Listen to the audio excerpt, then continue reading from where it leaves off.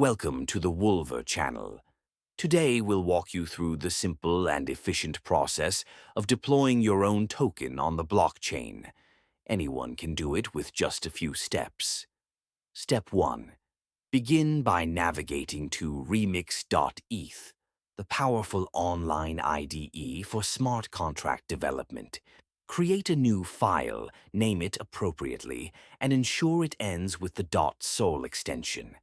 Step 2. Paste your smart contract code into the file. If you don't already have a contract, I've prepared a secure and optimized template for you. Simply contact me directly on Telegram. My username is available in the description below. Step 3.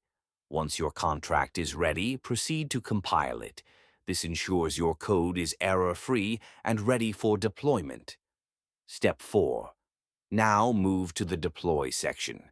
Connect your wallet at the top, then enter your token's name, symbol, and initial supply in the designated fields.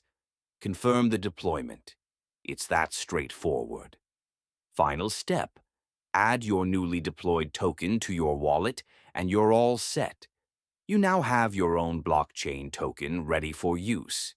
If you need the smart contract code or have any questions, feel free to message me directly on Telegram. My contact details are in the description.